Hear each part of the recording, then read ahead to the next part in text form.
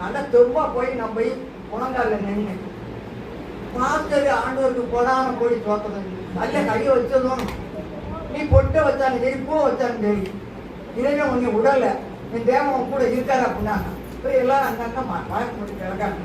இன்னும் அப்பவும் ஆண்டவருக்கு நான் போகலை. நான் பாட்டுக்கு வேலையை பார்க்க அங்கே பிடிக்க ஒரு என் பாட்டுக்கு ஒரு கிருத்தமா அலைஞ்சிட்டேன்.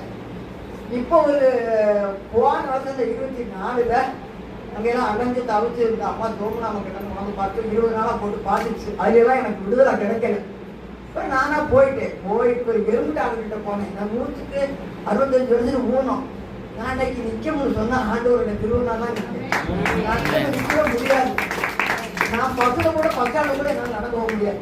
இன்னைக்கு அந்த அம்மா விட்டு வந்துச்சு நடந்தா பக்காண்டுக்கு வந்தேன். ஆண்டவரை காத்து நின்றுக்காக நான் வர லேட் ஆகிட்டேன். வீட்டுக்கு போக முடியாது, வர முடியாது. ஆனால் ஊழியத்துக்கு எங்கேயும் போகணும்னு சொன்னால் எனக்கு அப்படி ஒரு தனி திறமையை கொடுத்தாங்க அப்பா. நினைச்சேன் இந்த அம்மா வீட்டுக்கு வர விட மாட்டாங்க அப்படின்ட்டு அவங்க வீட்டு பேய் அடிக்கிட்டு கிடந்து அந்த வீட்டில் பசங்களெல்லாம் இது வீடா சர்ச்சி வீடா பேய் வீடா அப்படின்ட்டாங்க. அப்போ இவங்க அம்மா சொல்லிச்சு, அம்மா நீயே எங்கேயாச்சும் போய் பாரு, எந்த பிரசாதம் குடிச்சப்பட்டாலும் நல்லா தான் இருந்த, போய் பாருமா பசங்க அப்புறம் மகள் வயதாங்க அப்படிங்கவும் நான் வெளியேறி போனேன். போய் ஒரு ஆள்கிட்ட போய் பார்த்தா கொஞ்சம் விடுதலை கிடச்சிருச்சு. விடுதலை கிடச்சி என் பாட்டுக்கு இருந்தேன். இந்த அம்மா வீட்டுக்கு சரியாக போக மாட்டேன், கூப்பிட மட்டும் என்னன்னு கேட்பேன். ஏன்னா நான் வெறுத்துட்டு வந்துட்டோம்ல, ஒரு மாதமாச்சு பார்த்த வேலை வெறுத்துட்டோம்ல, எப்படி அவங்க மோதிரம் பண்ணிக்கிட்டே இருந்தேன்.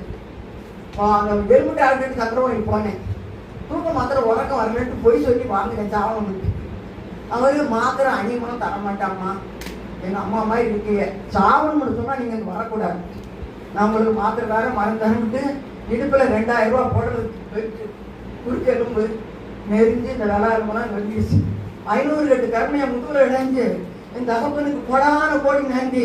இந்த தென்காசியில் ஈனாமலை கிட்ட தான் விழுந்தேன், ஐடி கிட்ட விழுந்தேன். 36 வருஷம் ஆச்சு. நான் உலகில் எனக்கு வயசு 35 வயசு கூட ஆகலை. இப்போ விழுந்து 36 வருஷம் ஆச்சு. எனக்கு வயசு 70 ஆக போகுது. என் தேவையை நடக்க வச்சிருக்காரு. 2000